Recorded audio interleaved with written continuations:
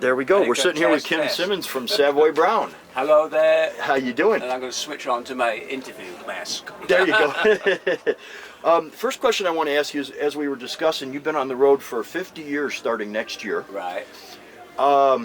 You've got some different members in the band. Yes. Okay. What would you say is different about today's Savoy Brown versus 50 years ago? Thanks. Now you're really got me thinking right off the bat. I thought this was going to be easy. No. What's different to Savoy Brown from years ago? Wow. Damn it. Why do you start with a hard question? Let me see if I can sort of be a politician and not really answer you, but pick my own answer. The music hasn't changed much at all. You know, the difficulty in my situation is to not let it change, because what's happened throughout your career, especially nearly 50 years in the making, all the influences around you, all the music you hear, what people say, your own life, personal life, everything takes you on a path. And sometimes you go on all these strange roads, you know, you go off the path that you were meant to be on. Mm-hmm. And really it's only by doing that you learn, oh, should come back here, you know. So with me it's constantly coming back to the path that I started off when I was a 17-year-old guitar player. And I'm on that path now. So the path hasn't changed from the very beginning. The music has to have that certain connect to it that makes sense to me, I think.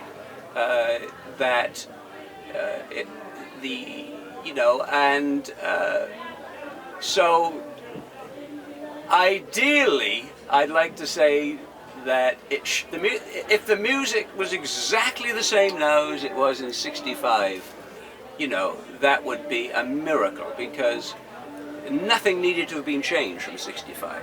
You know, to be modest, I had it coming out of the gate. But then, as I say, the hardest thing is to hold on to that, you know, that spirit as you go along, because am I getting anywhere close? No, that was a great answer. That was a great answer. Again, being on the road for 50 years as of next year, who's your favorite band to tour with? Oh, damn, you've got some hard questions. Favorite band to tour with? How do you mean favorite? Is favorite another band, you mean? Yeah, band that you get along good with and enjoy doing shows with. Well, we don't often do that much nowadays. Most of the shows we do, it's just Savoy Brown. Often we'll have an opening act, and sometimes we will be the opening act. I would say every time I do shows with John Mayall, of course that's a thrill, because I've been a fan of his since I was that 17-year-old. So I love playing with John Mayall, and we do play quite a bit throughout the years. Of course, I love playing with Johnny Winter, and I've played with Johnny over the years. So I think right off the top of my head, John Mayall and Johnny Winter, the two of my favorite people, two of my favorite musicians, and the music as well. Perfect. Of all the venues that you've played in over 50 years, which one's your favorite and why? Well, there you go. This is my favorite venues. I'm realizing now, by the way, that I'm not warmed up. You know, so it's going to take me a while to warm up to the questions, because I thought for a minute, it's obvious, the Fillmore East and the Fillmore West were the best. Particularly the Fillmore East, because I'm a really East Coast guy, I always was, you know. Mm-hmm. And so the Fillmore East, for me, was, you know, I've never felt more important in my life than standing on the stage at the Fillmore East when that spotlight hits you, played the guitar, you knew the audience were all aficionados, and you just felt like $1 million. So I could still feel that moment when that spotlight would hit me for the solos, you know. And so the Fillmore East in the past, undoubtedly. Today, wow, I'd probably offend people if I picked things, but I'd have to say the Magic Bag Theatre in Detroit, Michigan. Okay. is one of my favorites because it's Detroit, and that's one of my favorite places. That's where Savoy Brown really got a foothold in America, you know. And it's where I really learned to come out of myself and play more for an audience. So when I go back to Detroit, when I play the Magic Bag, it's very special. Wonderful. Of all the artists, past or present, that you've never played with, who would you like to jam with? Oh, Billy Butler, who was the guitar player with the Bill Doggett Band in the 1950s. You know, he is an idol of mine, and our paths crossed, and I didn't know it. I jammed one night with Charles Brown when he was doing a residency in New York City, and I went along that night with Arnie, and Arnie Goodman, a friend of both of us, and I jammed with Charles Brown, who was just playing the piano with a guitar player in a lounge, and the guitar player let me use his guitar, and I played with Charles Brown. Gave the guitar player his guitar back, walked out. Later I found out it was Billy Butler, who is my all-time idol. And it was like, you know, he was definitely, he's a very obscure guitar player, but one of the greatest the world's ever seen. There you go. I got an easier one for you. Please give me the easy ones. If your entire music collection got destroyed, what album would you replace first? A Muddy Waters album. I think the first album I would have to have is a Muddy Waters album. Very good. That's any particular one or just any one? I would think I would have to have, the titles don't come to mind right now. I would probably have to have one of his pre-Electric Chicago albums. I would probably have to have one of his albums from maybe the late 40s, when he was still, playing it with the whole plantation vibe, you know, and a country blues artist. Mm-hmm. And there were no pedals to step on. Yeah, there were no pedals. Okay. What advice would you give a young person who is thinking about starting a career in music right now? Guitar player. Well, a guitar player, I would say you have to focus on one style only. You can't think, well, I'll play guitar, and I like metal music, I like the Beatles, I like Metallica, I like U2, I like Savoy Brown, I like Eric Clapton, I like, you know, you'd never learn to play guitar. There's too much to learn, you know. So the first thing you've got to do is pick a style. Mm-hmm. I'm going to play metal, I'm going to play blues, I'm going to play country, I'm going to play folk, jazz, whatever. But even within that, suppose you choose blues. Well, even in blues, there's Chicago blues, there's Texas blues, there's West Coast blues, there's country blues, there's rock blues. You know, it just goes on and on. So now, even though you've narrowed it down to a genre that you really love, now within that genre, you have got to pick a particular style in that genre. And it's exactly what I did.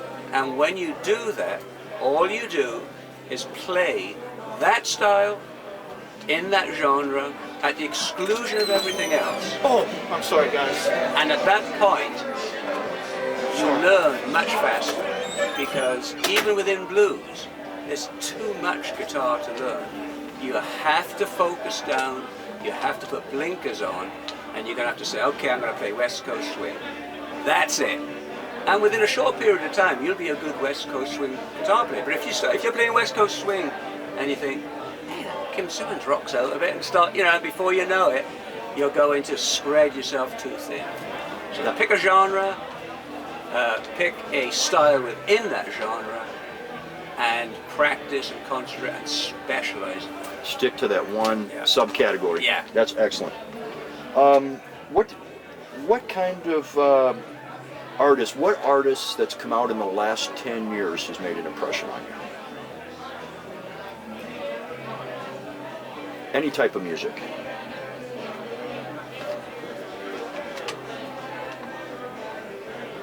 Yeah, I mean, there's tons. I've just got to try to get my mind around that now. Damn, you know, it's like when somebody says, who was the actor in that movie? You can never remember the name. sludge out of my head here. Because you're going to edit this. This is not for anything, right? No. Yeah. So I can. No, actually, that's the best part. Is that- it? Yeah. oh, Yeah. 'Cause that's you. Okay. The art that has impressed me the most last 10 years. Guitar. I've got just a host of them, and I've got to try to pick a name here. You know. Well, one thing is for certain. Let me talk a little bit obscurely. I know we're in America, and people want me to say obvious things, but there's tons of great Canadian blues artists. Oh yes. That don't get any attention because they're Canadian, you know, and I think there's even like a divide where American artists don't get, you know, played so much, even in Canada, you know, and they certainly don't get played much down here. So, you know, I've got a pal, David Gogo, who's a great blues guitar player, singer, songwriter that I like very much. And he's in Canada. He lives in Canada, Canadian artist. He's great. I would, you know, I'm not going to pick one now because there's just too many people. That's great. That's a good one. Gave him a Okay. good plug, and, Okay. and that's yeah, good. he's my mate. I'll give him a plug. All right. What is your most embarrassing or funniest moment on stage? Well, what? I'd be here all night telling you though. Just one. Just one. I did a national tour with Judas Priest, who were very, very big in the 80s, and they put me on the tour because they were fans from the old days, and really did me a favor, you know, it was to have me on a national tour, and it was great. You know, I was rocking out with the blues, so I fit in somewhat.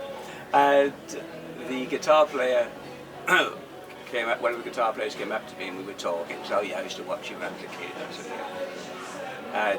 And he said, "You remember playing, you know, somewhere in 1967?" I said, "Oh yeah, I think I remember that place." He said, "Yeah, I watched you the whole night." He said, "Your zip on your pants was undone the whole night." That's So actually quite common. So exactly, I thought he was going to say something like, "You were great," or blah blah blah.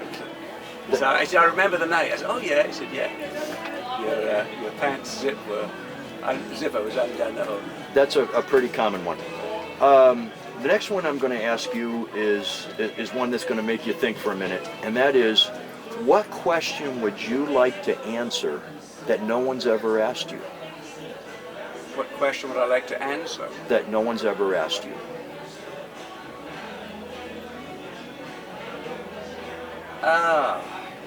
Yes.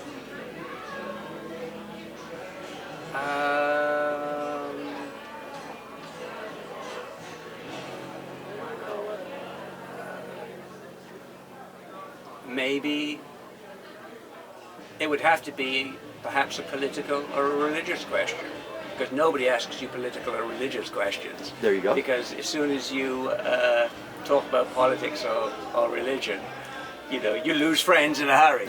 So I suppose a question about politics or religion. Okay, that's great. That's great. Okay, I'm going to stop it for a second, and I want to thank you for the interview. Oh, it's fantastic. It's And- great questions.